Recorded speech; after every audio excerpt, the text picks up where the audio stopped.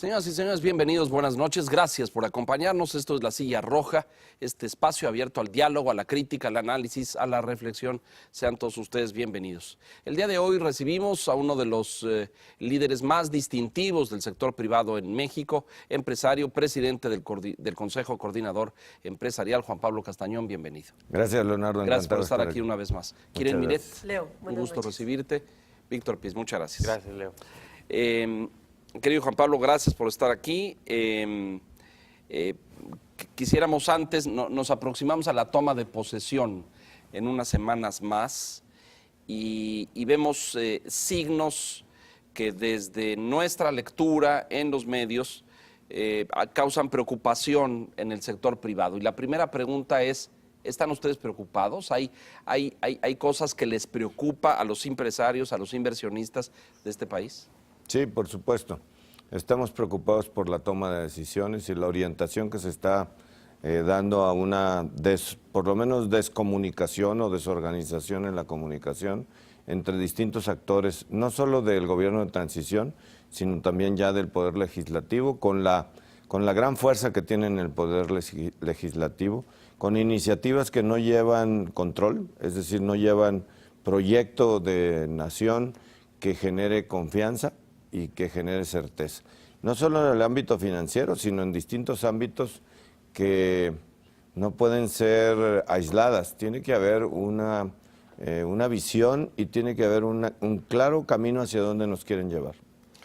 Recientemente, después de todo lo que vimos en las últimas 2 semanas con el proyecto del nuevo aeropuerto, ustedes tuvieron un encuentro con el presidente electo y se reunieron en un restaurante en Polanco, por cierto, que hasta le dio título al acuerdo de la alcachofa, pero ¿cuál es el contenido de un diálogo? Es decir, toma la decisión, se hace la consulta, anuncia el asunto, todos vimos las consecuencias, lo que pasó en Bolsa de Valores con las aerolíneas, las señales en el extranjero respecto a los organismos aeronáuticos. En días recientes hizo un recorrido por Santa Lucía, diciendo que se iban a construir 3 pistas en 3 años, bla, etcétera, pero ¿qué dialoga? ¿Qué les dice? Porque este tema de los contratos o les reponemos, pues eso es imposible. No pueden ustedes pasar de una licitación en Texcoco para ahora construir en Santa Lucía. ¿Qué les dice? Tranquilice, lo vemos ahí, serénense, ¿no? ¿Cómo les dijo? Serénense. No, nosotros no estuvimos en ese restaurante, estuvieron los desarrolladores de la obra, dos o tres contratistas, sí. Que por cierto ha causado inquietud con el resto de los contratistas, pero porque no estuvieron todos. Pues sí, pero o sea, invitaron a unos y a otros no. Ajá. Pero no solamente es el asunto de que se resuelva el tema de los contratistas. En primer lugar, se tendría que resolver de una manera transparente, conforme a la ley, para poder entonces observar que tenemos mecanismos de Estado de Derecho que está implementando el gobierno que entrará. En segundo término, no es solamente la dimensión de la cancelación de Texcoco, no es solo el término jurídico con la obra en particular. Se trata de la confianza de miles de inversionistas que a través de instrumentos financieros compraron bonos.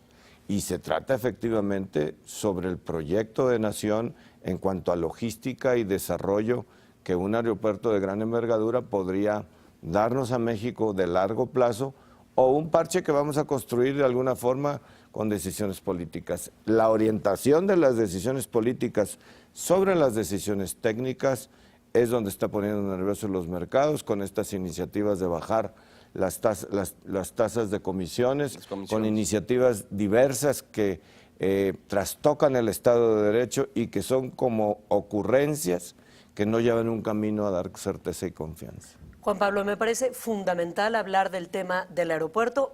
Más adelante tengo varias preguntas que hacerte, pero quisiera empezar preguntándote, ya que hablas de la confianza y la transparencia.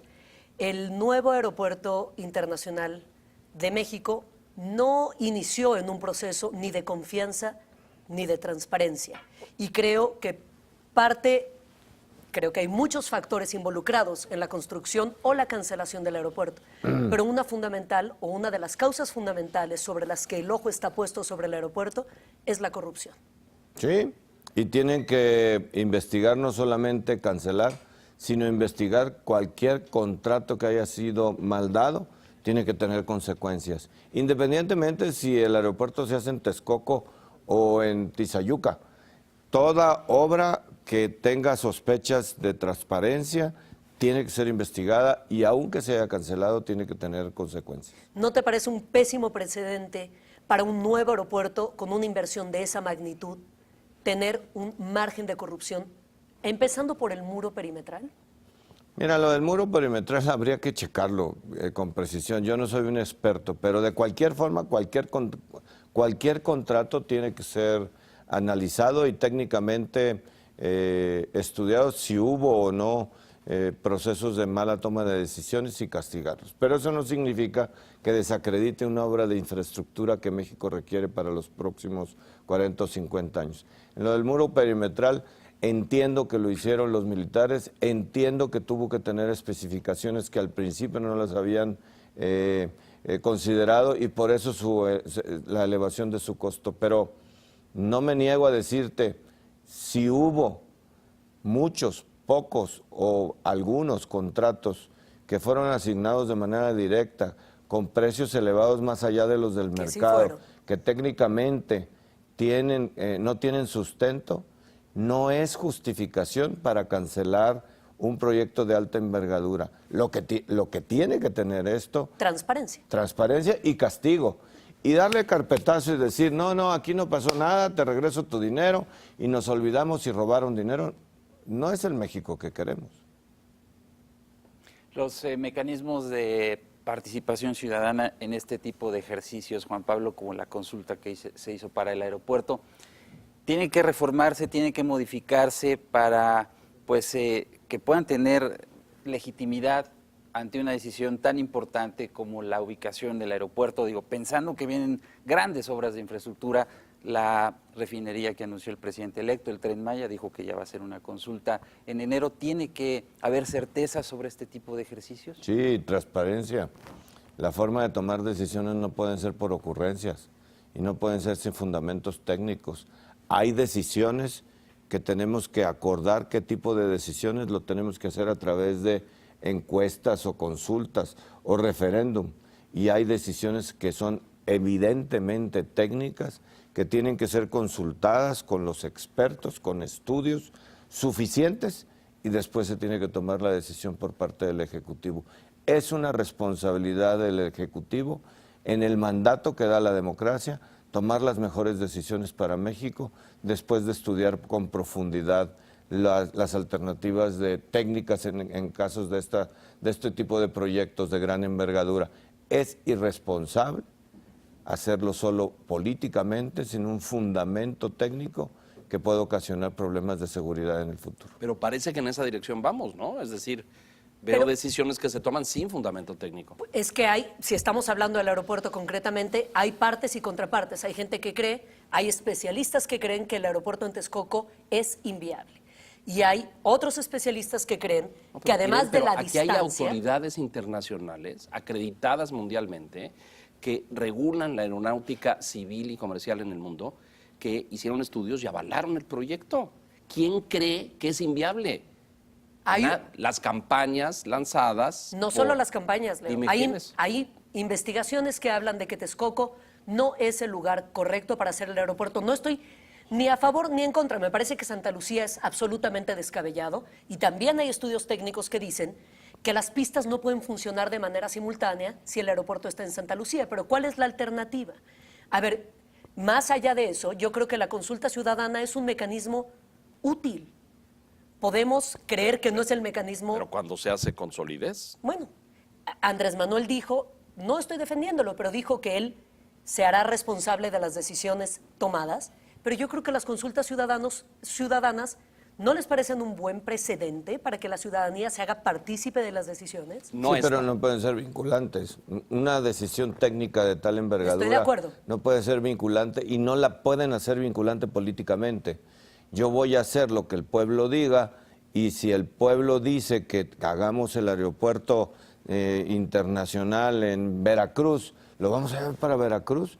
¿Es por popularidad o es por responsabilidad las mejores decisiones para México? Más aún, 700 y tantos mil ciudadanos deciden sobre el futuro que afectará a 50 millones de mexicanos. No es proporcional, ¿no? No tiene representatividad, no tiene metodología, no tiene sustento. Es decir, esta consulta. Ahora, el mecanismo en sí, pues yo creo que... La consulta fue fallida, ciertamente, pero esto creo que es un buen mecanismo hacia el futuro. También creo que someter al voto popular o a la decisión popular una decisión técnica es muy irresponsable. Bueno, pero es esto que dice Juan Pablo, ¿no? Eso es una buena reflexión. Bueno, veamos qué tipo de decisiones tendrán que hacerse por consulta, qué tipo de consulta y cómo organizar las consultas, y que no nos vuelva a suceder, y no lo podemos permitir como sociedad, que se tomen decisiones con consultas manipuladas. No son errores solamente, son consultas manipuladas que cuando fueron oposición ellos mismos decían que era un cochinero y que era una trampa de la democracia fallida que teníamos en México. No podemos tener ejercicios de esta forma y no nos podemos engañar cuando tenemos ejercicios que a todas luces van en contra de la democracia mexicana. Juan Pablo, yo te pediría que que trataras de comunicarle al auditorio la atmósfera en el sector privado. Los empresarios, tú dijiste, están preocupados, a lo mejor preocupa este tipo de decisiones o de mecanismos. ¿Hay preocupación sobre los indicadores económicos? Es decir, para los que ya tenemos alguna edad, hay gente muy joven, por supuesto, pero los que hemos vivido en crisis recurrentes en este país, recordamos fuga de capitales, salida de dólares, retiros de inversión, los capitales golondrinos. Devaluaciones. Es decir, hay muchos fantasmas en el pasado. Tasa de interés de 140% en el 95. Claro. ¿Hay preocupación de estas variables o indicadores económicos? Es momento de recibir un mensaje claro, concreto, con guía y con orden de todo el gobierno de transición y sus bancadas sobre la responsabilidad de sus decisiones y su visión de futuro en el orden económico. Sí hay decisiones que tienen impacto en los mercados financieros, en la confianza, en las inversiones y por tanto el empleo, que pueden ser peligrosas. Conviene, urge que dejen en claro en dónde están las posturas y cómo lo quieren trabajar. No solamente sirvió el día de ayer el comunicado, o el día de estos días el comunicado del secretario de Hacienda postulado, el señor Ursúa, para tranquilizar los mercados de ese día. Bueno, tranquilizarlos después de pérdidas extraordinarias. Nos referimos al de las comisiones bancarias. Las comisiones bancarias que, como comentábamos, Víctor, las acciones de algunos bancos cayeron como no habían caído en 25 años. Esa guía tiene que ser una política de gobierno consistente en donde todos los secretarios propuestos, el propio jefe del Ejecutivo, respaldado con el secretario de Hacienda propuesto, dejen en claro su visión hacia el futuro. El paquete económico, los criterios básicos que impulsarán en el mismo paquete económico. Esta iniciativa de las comisiones bancarias se presentó en el Senado. No ha sido sometida a votación aún, ¿no es cierto? No, se presentó en el Pleno. Es una iniciativa de la autoría del senador Ricardo Monreal, lo cual pues tiene mucha carga política, evidentemente. Él no la presentó, pero es una iniciativa que metió muchísimo ruido, sobre todo porque está tratando de legislar sobre un tema en el que la autoridad es el Banco de México, que tiene pues autonomía, independencia, y esa creo que fue la señal. Ahí creo que es importante, Juan Pablo, conocer tu opinión, si hay un riesgo de vulnerabilidad institucional ante lo que hemos visto con el aeropuerto y ahora con este tema de comisiones bancarias. Pues qué bueno que lo señalas, Víctor, porque sin querer o con querer, los señores legisladores en su creatividad y un legislador tan importante como el senador Monreal está interviniendo con esto en la autonomía del propio Banco de México, que rige y coordina el sistema bancario mexicano. Y si los señores legisladores creen que desde el Poder Legislativo pueden vulnerar instituciones de esta forma, tenemos un peligro y un foco rojo para México. Si es por inocencia, se los hemos dicho a ellos, a los coordinadores, nosotros estamos puestos a organizar seminarios, cursos de capacitación, cuáles son las atribuciones y qué esperamos del Poder Legislativo y cómo transitar la creatividad de nuevas leyes, respetando las instituciones de lo que ya hemos construido con mucho esfuerzo, con mucho dolor, en inflación, con mucho esfuerzo en pérdida de empleos, con decisiones populistas del pasado, ya superadas y que no podemos ni siquiera visualizarlas en el horizonte sin señalarlas. Juan Pablo, ¿de dónde me gustaría dar un paso atrás? Y mira que no podría tener opiniones más contrarias que las del senador, pero ¿de dónde viene la posibilidad de lanzar una iniciativa así, que tuvo las consecuencias que vimos esta semana?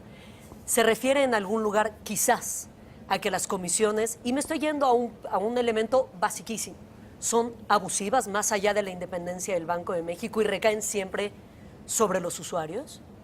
Pues aparentemente en la, ¿cómo le llaman? En la explicación de motivos, seguramente el senador Monreal así lo hizo ver, pero evidentemente tendría que haber habido un análisis en conjunto con la Asociación de Bancos de México para señalar qué tipo de comisiones pueden ser revisadas o deben ser revisadas, cómo ayudar al consumidor, cómo aligerar la carga para el consumidor y cómo compensar.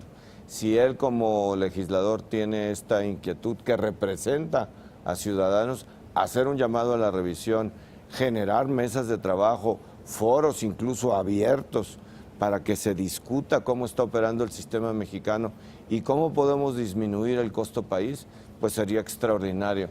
Pero solo hacerlo así desde la imposición de nuevas leyes con las consecuencias que he descrito anteriormente, me parece que ha sido un error.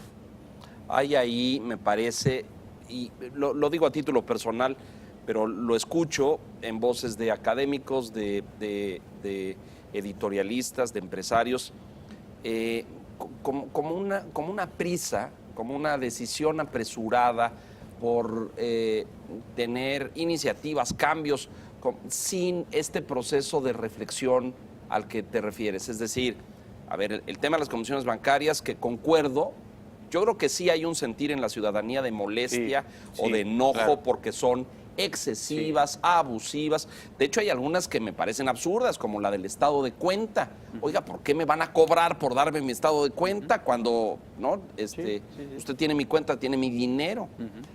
Como una factura. Merecería, exacto, pero merecería un proceso de revisión.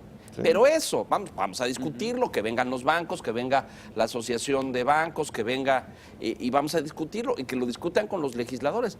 Pero así de la nada yo saco una iniciativa, la pongo, todavía no se discute, todavía no se vota y ve el impacto en la bolsa de valores. O sea, yo no sé en qué porcentaje cayeron las acciones de algunos bancos, pero me parece terrible el Caídas valor de doble dígito. Y el valor de capitalización de los bancos que cotizan en bolsa, solo la jornada del jueves perdió 85,000 millones de pesos. O sea, es recuperable sin duda. O sea, eso se va a recuperar. Bueno, es recuperable si no se vota o si la mandan a la congeladora. A lo largo a ver, también hay una sí. cosa que Andrés Manuel ha dejado muy clara y lo hemos visto.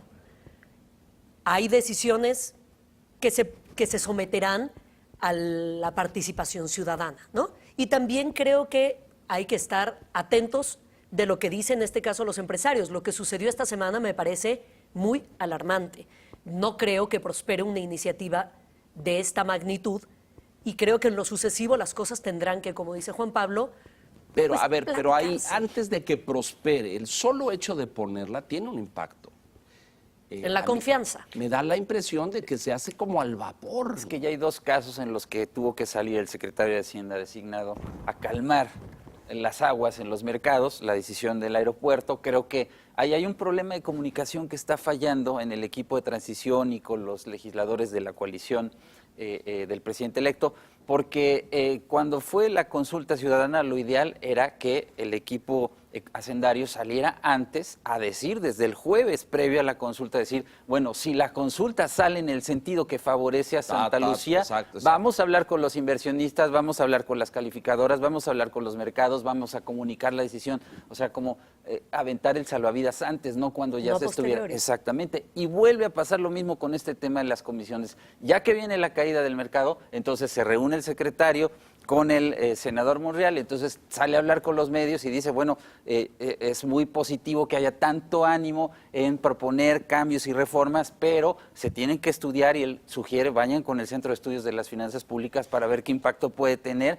pero nosotros queremos dejar claro que no vamos a comprometer la estabilidad económica, la responsabilidad fiscal y la autonomía del Banco de México. Hay un problema de comunicación ahí, Juan Pablo. Y hay un problema de desorden de cómo hacer las cosas, porque si también se les ocurriera que van a poner en consulta que las tasas de comisiones de los bancos tienen que bajar, pues yo creo que tendrían alta popularidad. Entonces, seamos responsables con el México que queremos. También el senador Batres saca una iniciativa sobre el agua que le quita toda certeza jurídica a empresas que están operando, que se requiere de que operen con agua, que mantienen sus instalaciones, que procesan el agua residual que tienen en la industria.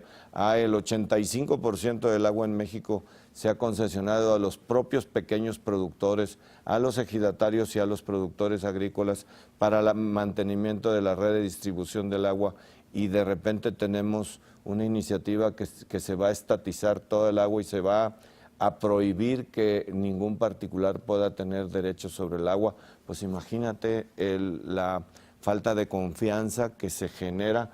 Y bueno, y con este tema de las consultas, ya también hay un movimiento ciudadano en Baja California, en donde quieren suspender una obra de una cervecería y que quieren someter a un plebiscito en las próximas elecciones si se suspende una obra de 1.500 millones de dólares que ya lleva el 60% de inversión y que tiene todos los permisos para la utilización de agua, pero con un posicionamiento político de tal forma para levantar posiciones de quienes quieren estar en las boletas.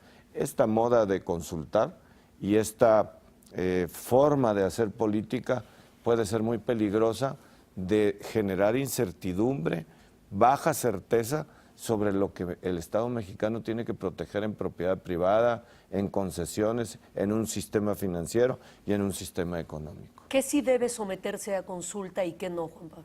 La vida democrática, las instituciones y las atribuciones de los partidos políticos, la libertad. Debe de someterse a consulta la convivencia entre los mexicanos. No debe de someterse a consulta nada que tenga que sustentarse en algo técnico, que sea complejo y que sea estructural, porque los mexicanos de a pie no sabemos si los aviones se repelen por naturalidad o pueden tener colisiones. Para eso tiene que haber expertos que digan y que le asesoren a quien debe tomar decisiones, que para eso elegimos.